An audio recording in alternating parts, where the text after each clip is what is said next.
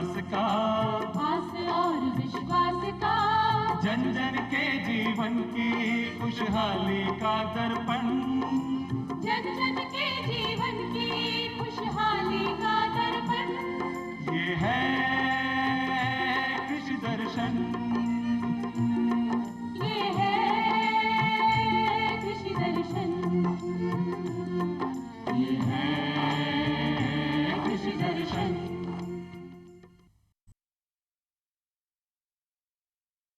किसान भाइयों, कार्यक्रम कृषि दर्शन हर सप्ताह सोमवार को हाजिर होता है जानकारी लेकर सप्ताह भर के कृषि कार्यों की, जिससे हमारे किसान भाई अपनी खेती बाड़ी में कौन कौन से कार्य कर सकते हैं और साथ ही साथ ऐसी कौन कौन सी विशेष बातों का ध्यान वे रख सकते हैं जिससे वे अपनी फसलों को रोगों से बचा सकते हैं और साथ ही साथ अपने उत्पादन एवं आमदनी में इजाफा कर सकते हैं।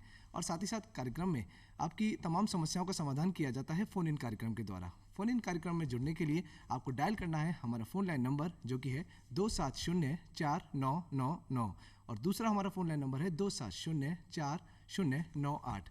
हमें फ़ोन करने से पहले जयपुर का STD कोड 0141 लगाना ना भूलें, और जब आप हमें कॉल करें तो अपने टीवी सेट की आवाज़ को थोड़ा कम रखें ताकि हम आपको स्पष्ट रूप से सुन सकें और आपकी समस्याओं का समाधान कर सकें।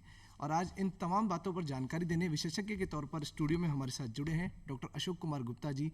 सर, आप डीन श्री कर्ण नरेंद्र कृषि महाविद्यालय जोबनेर हैं। सर, आपका कार्यक्रम कृषि दर्शन में बहुत बहुत स्वागत है। धन्यवाद। डॉक्टर साहब, हम आपसे ये जानना चाहेंगे कि हमारे किसान भाइयों को इस सप्ताह में कौन कौन से कृषि कार्य करने चाहिए। जी, किसान भाइयों, अगर आपने समय पे बुआई की है और जिन किसान भाइयों ने अगेती भी बुआई की है, मैं सोचता हूँ कि उनकी फसल कट चुकी है और उनके सामने सबसे बड़ी अभी चुनौती है जो कि मौसम ने कर रखी है कि उसको किसी छायादार स्थान पे रखें, क्योंकि मौसम नम बना हुआ है। पिछले दिनों बरसात लगातार हुई है और आपको उस फसल को बचाना है ताकि उनका बदरंग नहीं हो और फफूंदी वगैरह ना लग सके। तो अगर जैसे बाजरे की आपने कटाई की है तो उसके सिट्टे तोड़ के अलग कर लें और उनको किसी छायादार स्थान पे, खुले स्थान पे जहाँ पे हवा आती हो, वहाँ उनको सुखाएं या त्रिपाल से ढक के रखें। मूंग चवला वगैरह की कटाई कर ली है और खेतों में पड़े हैं तो उनको छोटी छोटी ढेरियों में रख के और उनको पलटते रहें ताकि उनमें कोई तरह का फफूंद वगैरह न लगे और नुकसान न हो।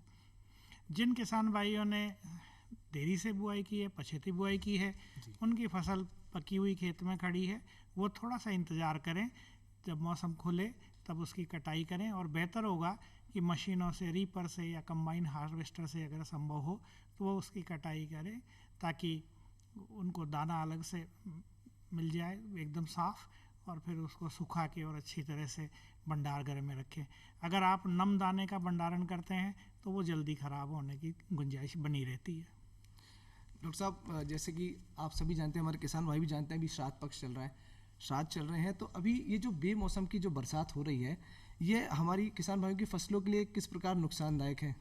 देखिए, खरीफ फसलों के लिए जैसे मैंने बताया कि जो कटी हुई फसल पड़ी है उस पर अगर बरसात गिरती है तो निश्चित रूप से दाने का रंग खराब हो जाता है, उसमें फफूंद जन्म ले लेती है और कई बार वो दाना खराब भी हो जाता है जो कि खाने योग्य नहीं रहता है। और जो फसल अभी कटने के कगार पे है वहाँ पे भी अभी थोड़ा सा इंतज़ार करना पड़ेगा। कई बार फलियाँ टूट के भी गिर जाती है, जो खासकर दलहनी फसलों में होता है। बाकी अभी ग्वार वगैरह के लिए कोई नुकसान नहीं है, ग्वार में अभी और फूल आ रहे हैं और ग्वार मूंगफली अभी थोड़ी देरी से पकेगी। तो अलग अलग फसल के लिए अलग अलग क्षेत्र में अलग अलग परिस्थिति के हिसाब से इसका फ़ायदा नुकसान है।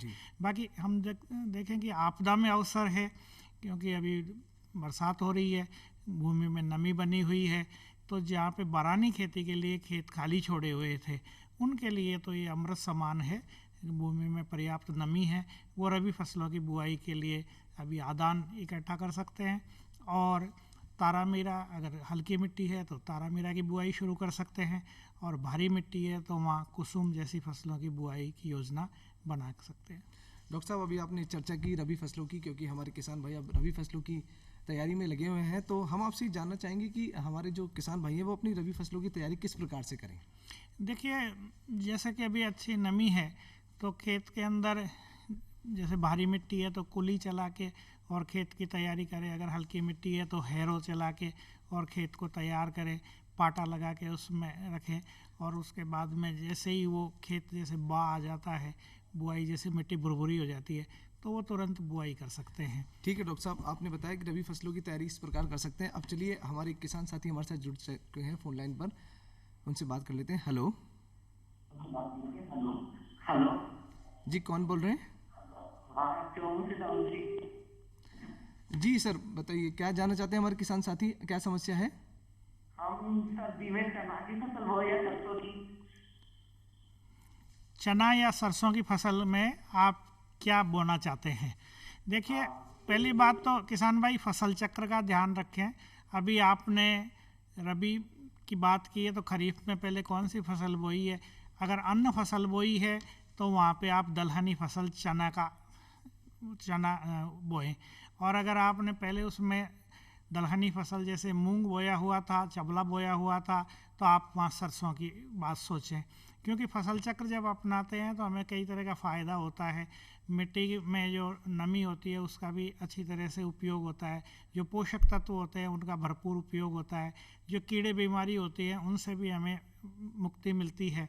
तो पहले तो आप ये बताएं कि आपके यहाँ क्या फसल बोई हुई थी जिसके ऊपर आप सरसों या चना का चुनाव करना चाहते हैं। दूसरी बात यह है कि अगर आपने खरीफ के अंदर खेत खाली छोड़ा हुआ था तो अभी सरसों की बुआई का समय आने वाला है।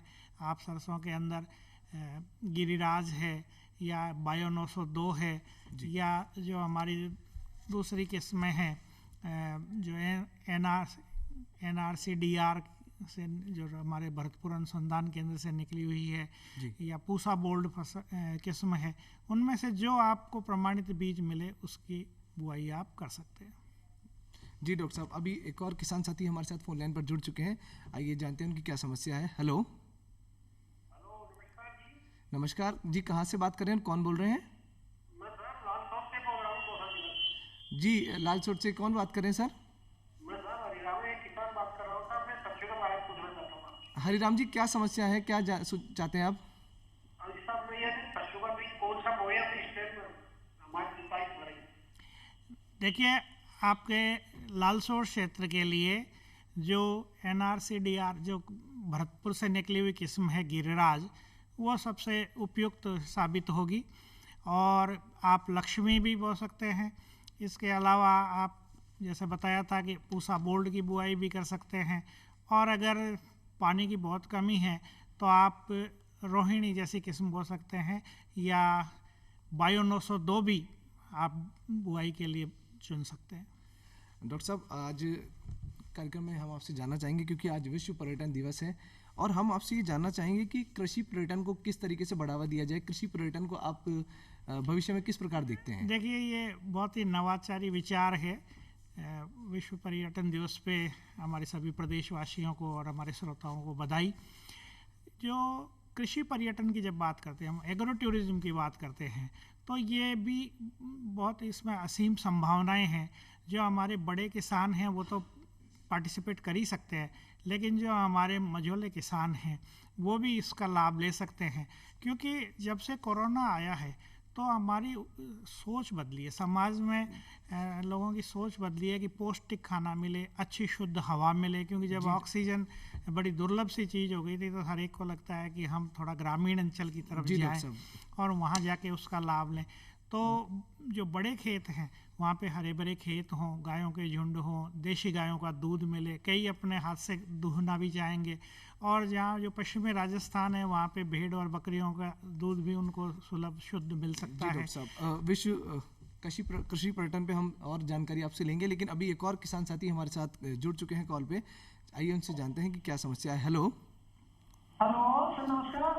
नमस्कार जी, कौन बात कर रहे हैं, कहाँ से बात कर रहे हैं? सर रामजीलाल शर्मा बोल रहा था, 25 से। रामजीलाल जी, क्या समस्या है और क्या सुझाव आप चाहते हैं?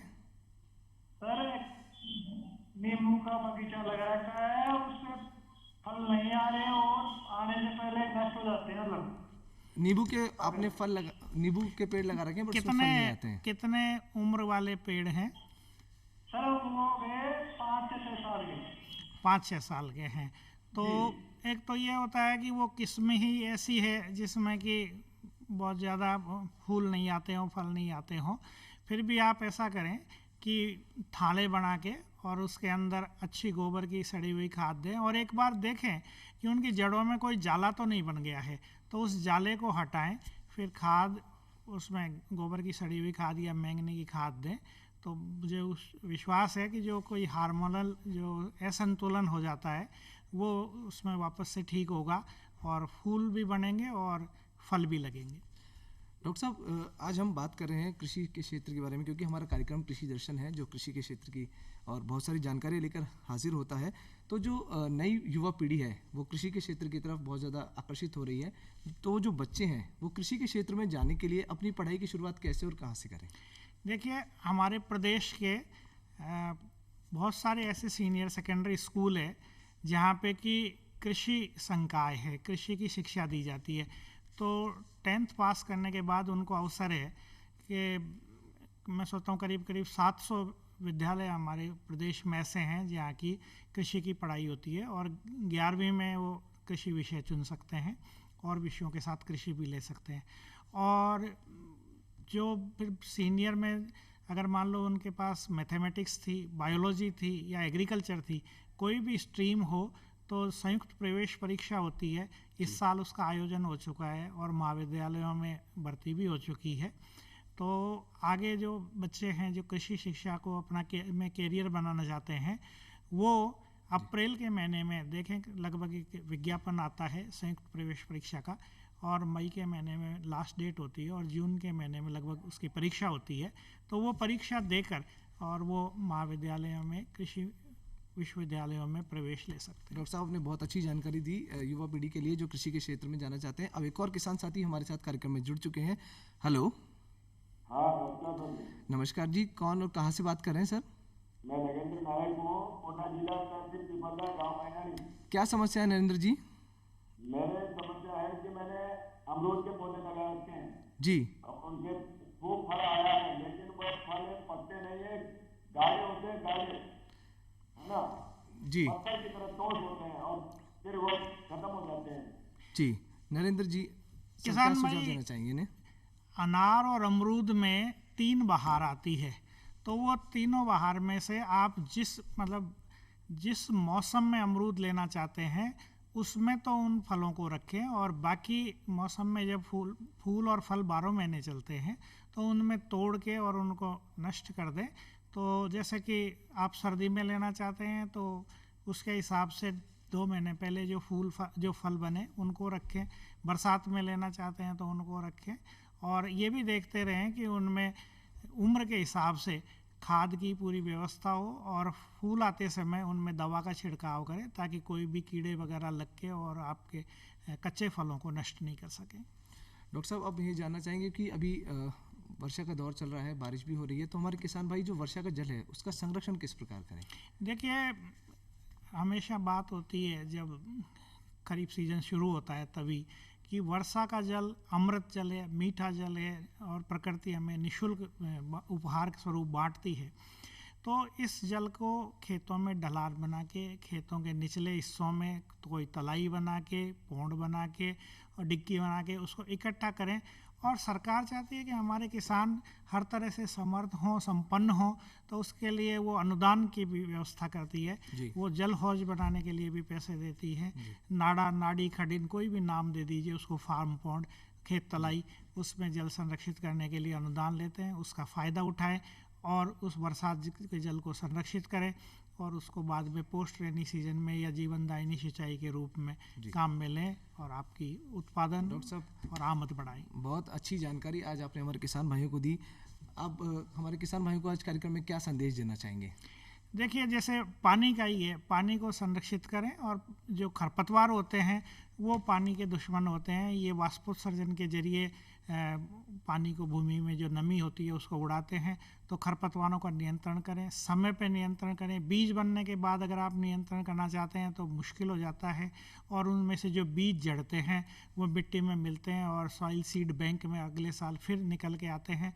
तो फूल आते समय या उसके पहले ही ऐसे खरपतवारों को नष्ट करें, जल का संरक्षण करें, जी। खेतों का निरीक्षण करते रहें और कीड़े बीमारी दिखते ही उनको नष्ट करें, रोगग्रस्त पौधों जी जी डॉक्टर को साहब। उखाड़ दें।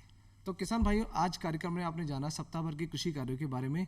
उम्मीद है कि आज का कार्यक्रम आपको पसंद आया होगा। अगर आप हमसे जुड़ना चाहते हैं तो हमें लिख भेजिए पत्र के द्वारा। हमारा पता है कृषि दर्शन, डीडी राजस्थान, झालाना डूंगरी, जयपुर। डॉक्टर साहब, आप हमारे कार्यक्रम में पधारे और हमारे किसान भाई बहनों को इतनी महत्वपूर्ण जानकारी आज आपने यहाँ पर दी। सर, कार्यक्रम में पधारने के लिए आपका बहुत बहुत धन्यवाद। नमस्कार।